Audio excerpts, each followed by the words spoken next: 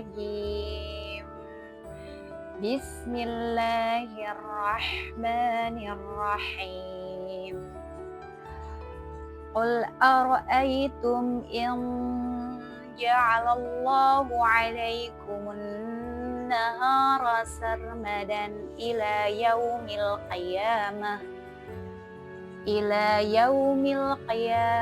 من إله غير الله يأتيكم بليل تسكنون فيه أفلا تبصرون. Katakanlah Muhammad, bagaimana pendapatmu jika Allah menjadikan untukmu siang itu terus-menerus sampai hari kiamat? Siapakah Tuhan selain Allah yang akan mendatangkan malam kepadamu sebagai waktu istirahatmu? Apakah kamu tidak memperhatikan kandungan dari ayat di atas? Allah menyuruh Rasulnya untuk menanyakan kepada orang-orang musyrik, andai kata Allah menjadikan siang itu terus-menerus sepanjang masa sampai hari kiamat tanpa ada malam silih berganti dengannya, apakah ada Tuhan yang bisa mendatangkan malam selain Allah? Apakah mereka tidak memperhatikan kekuasaan Allah yang sangat sempurna, seakan-akan mereka tidak memikirkannya? Sekiranya mereka memperhatikan dengan baik, tentu mereka tidak akan mengambil kesimpulan bahwa tidak ada yang layak disembah kecuali Tuhan yang telah memberikan karunia dan nikmat yang tak terhingga. Banyaknya kuasa menjadikan siang dan malam itu silih berganti untuk terciptanya suatu keseimbangan. Siang dan malam Allah ciptakan untuk manusia beristirahat dan mencari karunia-Nya. Allah menciptakan malam sebagai waktu istirahat agar manusia dapat memikirkan tentang kekuasaan dan semua perlindungan Allah. Jika siang terus-menerus tanpa ada pergantian malam sampai hari kiamat, bayangkan pasti udara akan terasa panas. Bagaimana kondisi alam? Lautan, sungai, danau pasti akan mendidih. Wallahu a'lam bishawab.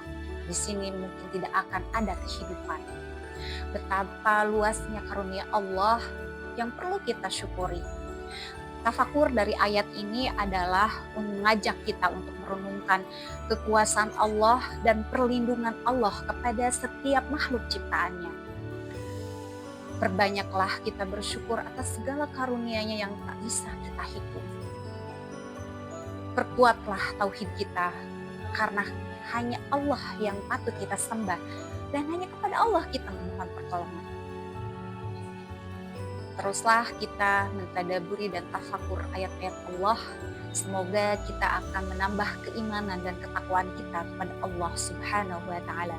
Demikian yang dapat saya sampaikan. Mohon maaf atas segala kekurangan. Assalamualaikum warahmatullahi wabarakatuh.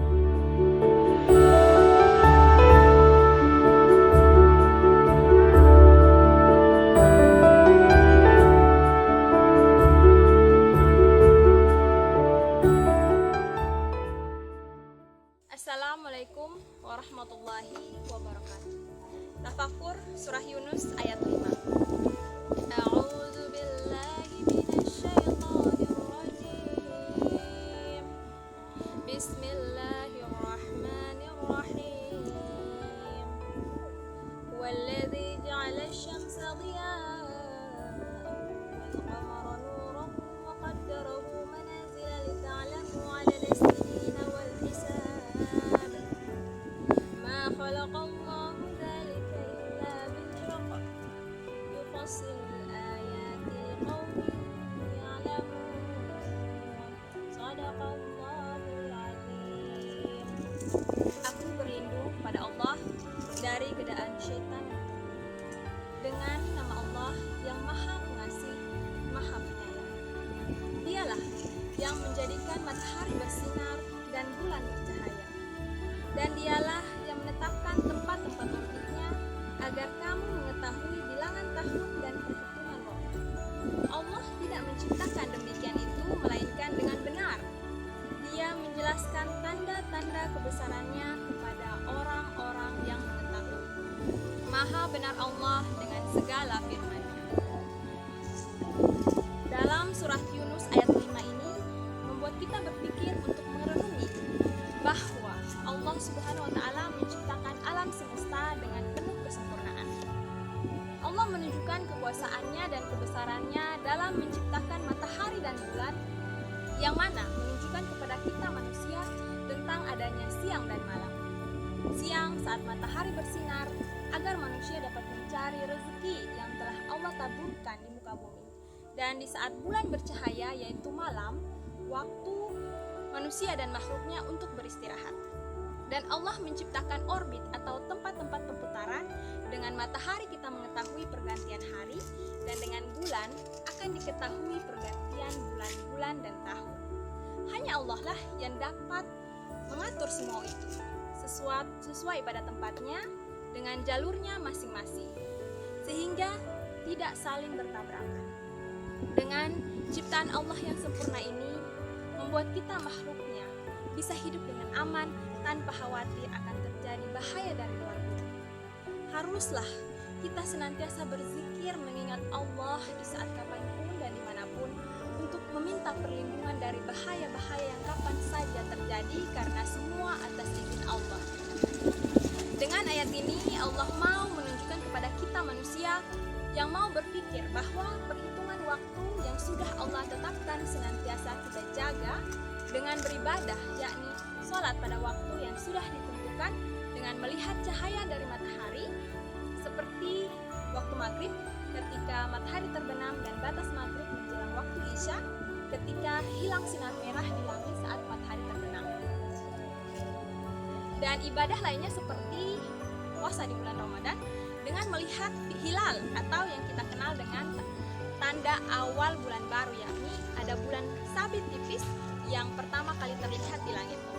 Masya Allah ya, begitu luar biasa tanda-tanda alam semesta yang Allah tunjukkan agar kita bisa mengambil pelajaran untuk kehidupan kita. Dan Allah menetapkan waktu-waktu kapan kita beribadah kepada Allah dengan melihat orbit atau jalur dari peredaran bulan ini dan matahari. Mengajarkan kita manusia jangan lalai terhadap waktu, karena waktu sekarang kalau tidak diisi dengan ibadah akan merugi. Waktu kemarin tak akan kembali lagi, dan waktu akan terus berjalan tanpa menunggu kita manusia. Untuk itu marilah bijak dalam mengatur waktu sesuai ketetapan Allah dan beribadah kepadanya agar tidak sia-sia masa hidup kita di bumi ini, dan selalu bersyukur atas rahmat Allah yang begitu besar yang telah Allah tunjukkan dari ayat ini, dan senantiasa sabar atas segala musibah atau cobaan dalam kehidupan kita semua. Itu dapat diambil pelajaran dan hikmah bagi yang mau berpikir tentang tanda-tanda kebesaran Allah. Assalamualaikum warahmatullahi wabarakatuh.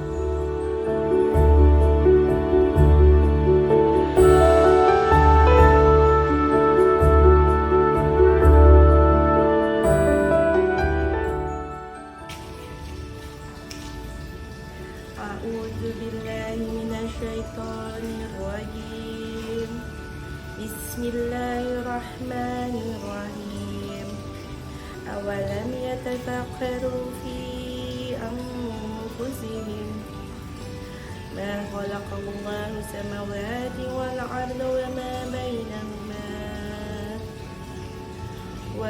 بينهما إلا بالحق وأجل مسمى وإن كثيرا من الناس بلقاء ربهم لكافرون, yang artinya, dan mengapa mereka tidak memikirkan tentang kejadian diri mereka? Allah tidak menciptakan langit dan bumi dan apa yang ada di antara keduanya, melainkan dengan tujuan yang benar dan dalam waktu yang ditentukan. Dan sesungguhnya banyak di antara manusia benar-benar mengingkari pertemuan dengan Tuhannya. Bismillahirrahmanirrahim. Assalamualaikum warahmatullahi wabarakatuh. Pada kesempatan kali ini, izinkan saya akan mentadaburi, bertafakur atas Quran Surah Ar-Rum ayat 8. Pada surat Ar-Rum ayat 8 ini, saya merenungkan bahwa ayat ini diturunkan oleh Allah atas penolakan daripada kaum musyrikin terhadap ajakan dakwah Rasulullah untuk meyakini Allah Subhanahu wa taala dan Rasulullah sebagai rasulnya dan Al-Quran sebagai kitab sucinya. Dari apa yang sudah saya renungkan, ayat ini menyuruh agar kita memperhatikan diri kita sendiri. Bagaimana kita dijadikan dari tanah, lalu kemudian menjadi setetes air mani, kemudian menjadi daging, kemudian menjadi seorang laki-laki ataupun menjadi seorang perempuan, lalu melangsungkan perkawinan yang berkembang biak dan seterusnya. Seakan-akan Allah mengatakan kepada kita, cobalah perhatikan dirimu dan apa yang paling dekat dengan dirimu sebelum melayangkan pandanganmu kepada yang lain. Apabila kita merenung dari apa yang ada di diri kita, dari diri kita sendiri, jika kita memperhatikan betapa rumitnya struktur tubuh manusia, seperti susunan urat saraf, pembuluh darah, paru-paru, hati, jiwa, tulang, peredaran darah, dan sel-sel yang ada di dalam tubuh kita. Kemudian susunan yang sangat rapi itu dengan sempurna dapat berjalan, dapat bekerja, dapat belajar, dapat berpikir, dan lain sebagainya. Tentulah kita harusnya sampai pada kesimpulan bahwa yang menciptakan itu adalah Dia yang Maha Kuasa, Dia yang Maha Besar, Allah Subhanahu wa taala. Allah juga menegaskan bahwa Dia menciptakan langit dan bumi beserta segala isinya dengan penuh kebijaksanaan serta mengandung maksud dan tujuan. Semuanya itu diciptakan atas dasar kebenaran dengan hukum-hukum yang rapi dan tertentu. Dan hal ini tidak bisa digapai oleh ilmu pengetahuan manusia, sepintar apapun manusia, secanggih, semodern apapun teknologi yang bisa diciptakan oleh manusia, tidak bisa menelusuri alam semesta ini, penciptaan daripada alam semesta ini, karena hanya Allah yang mengetahuinya. Alam semesta ini juga diciptakan sampai batas waktu yang ditentukan. Begitu juga dengan kita manusia. Setelah waktu yang ditentukan itu berakhir, tentulah ada alam akhirat.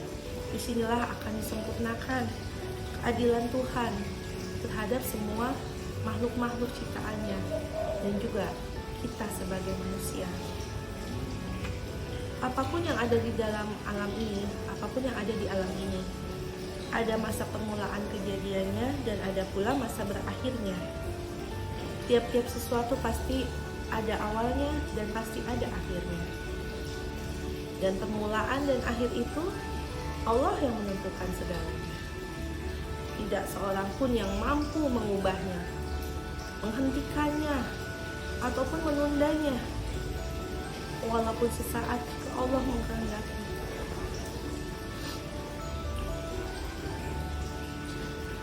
Demikianlah sunatullah pada diri manusia dan alam semesta ini.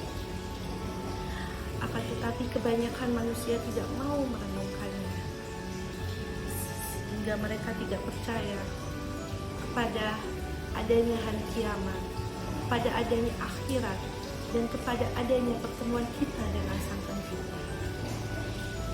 Demikian apa yang sudah saya renungkan atas Quran Surah Ar-Rum ayat 8. Semoga bermanfaat bagi kita semua, dan semoga dari apa yang sudah saya sampaikan menambah keimanan kita semakin kuat, menambah keimanan kita semakin teguh, dan untuk terus semakin mendekatkan diri kepada Allah Subhanahu wa Ta'ala. Karena tidak ada yang kita tuju selain nanti bertemu dengan Dia Sang Pencipta di akhirat kelak. Barakallahu fikunna. Assalamualaikum warahmatullahi wabarakatuh.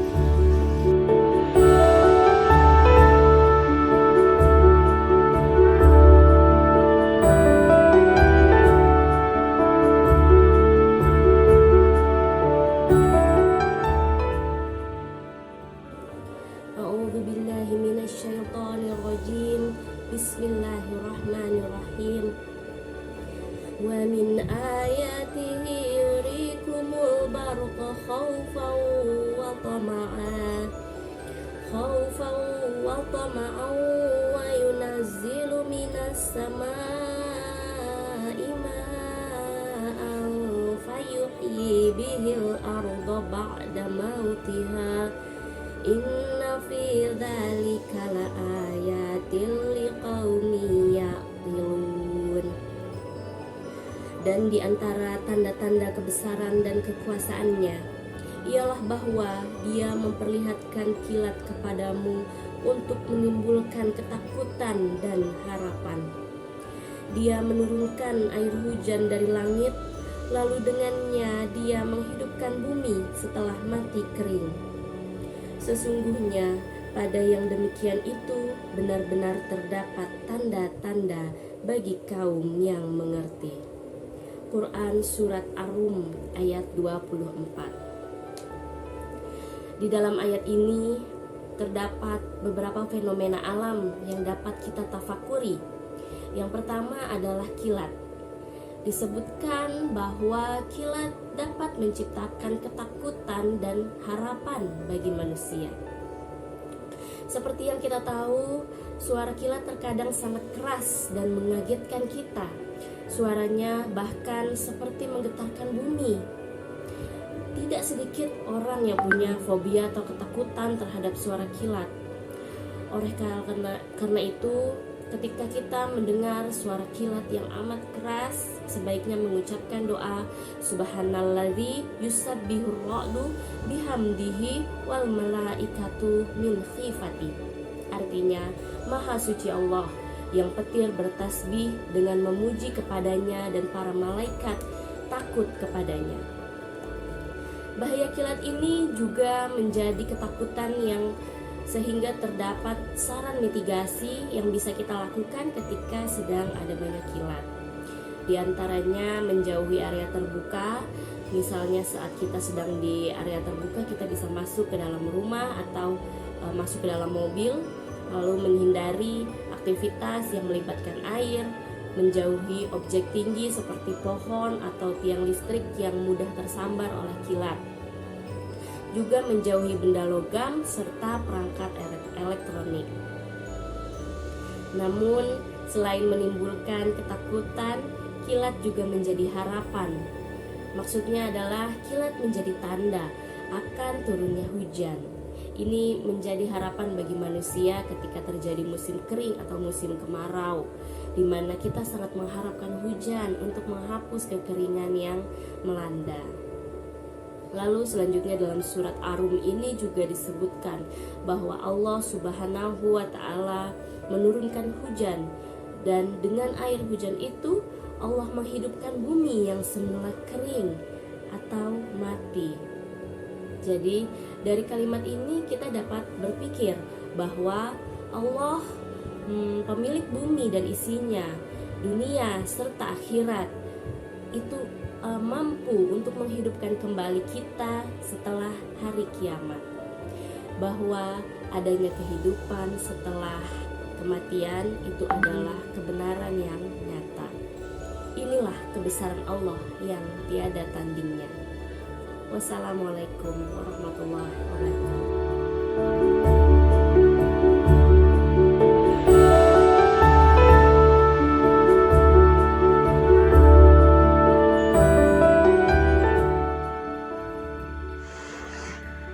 A'udzu billahi minasyaitonir rajim. Bismillahirrahmanirrahim. Summa kuli min kulli samarati fasluki subula rabbuki dzulula yakhruju min butuniha syarabun mukhtalifun alwanuh fihi shifaa'un linnas inna fi dzalika laayatan liqaumin yatafakkarun. Artinya, kemudian makanlah dari segala macam buah-buahan, lalu tempuhlah jalan Tuhanmu yang telah dimudahkan bagimu. Dari perut lebah itu keluar minuman madu yang bermacam-macam warnanya. Di dalamnya terdapat obat yang menyembuhkan bagi manusia. Sungguh, yang demikian itu benar-benar terdapat tanda kebesaran Allah bagi orang yang berfikir. Bismillahirrahmanirrahim. Assalamualaikum warahmatullahi wabarakatuh. Saya akan mentafakuri surat Al-Quran, surat An-Nahl ayat 69. Allah menciptakan lebah sebagai perumpamaan agar manusia berpikir. Namun sebagai manusia kita diminta untuk memiliki cara berpikir yang berbeda. Salah satunya adalah dengan belajar dan mengambil hikmah dari hal-hal di sekitar kita, termasuk mengambil pelajaran dari lebah. Lebah merupakan salah satu makhluk yang dimuliakan oleh Allah Ta'ala. Bahkan salah satu surat di dalam Al-Quran, surat An-Nahl, yang berarti lebah. Dalam kehidupan sehari-hari, mungkin lebah atau lebah madu merupakan sesuatu yang tidak penting di pandangan kita cenderung mengabaikannya. Jika kita coba mengamati lebah, ada beberapa sifat mulia dari lebah yang dapat kita teladani. Berikut ini beberapa petunjuk yang diberikan oleh makhluk kecil bernama lebah kepada manusia, yaitu lebah hanya memakan hal-hal yang baik saja. Yang kedua, lebah adalah pengejar prestasi yang tinggi. Yang ketiga, lebah tidak akan mengambil sesuatu dari bunga tanpa memberikan manfaat. Yang keempat, lebah tidak akan merebut bunga yang telah berelasi dengan orang lain. Kadang manusia kita seringkali salah. Kita merebut hal-hal yang sebelumnya telah diusahakan orang lain. Contoh, kita lihat tetangga kita membuka usaha baru. Lalu kita membuka usaha baru juga untuk mengambil pelanggan dari tetangga tersebut. Di saat kita memberikan manfaat kepada orang lain, maka semuanya akan mendapatkan manfaatnya juga. Yang kelima, lebah tidak akan menuntut terlalu banyak dan tidak memberi tekanan kepada makhluk lainnya. Sebagai manusia, kita harus mengintrospeksi diri kita. Apakah kita terlalu banyak menuntut pada orang lain? Contohnya, menuntut ke anak-anak atau menuntut ke rekan-rekan kita. Lalu kita harus memperbaikinya agar tidak menjadi seseorang yang terlalu menuntut, karena bisa jadi apa yang kita lakukan bisa membuat orang lain merasa tertekan atau tersakiti. Keenam, Lebah adalah makhluk sosial yang tidak iri satu sama lain. Yang ketujuh, lebah makhluk yang rendah hati, maksudnya manusia terkadang ketika mereka terkenal atau mendapatkan banyak kenikmatan, manusia menjadi sombong, tidak mau meluangkan waktunya untuk orang lain yang membutuhkannya.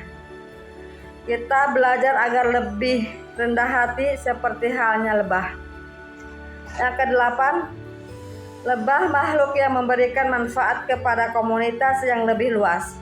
Maksudnya, mereka tidak hanya memberikan manfaat pada dirinya sendiri maupun makhluk lainnya yang berelasi langsung dengannya.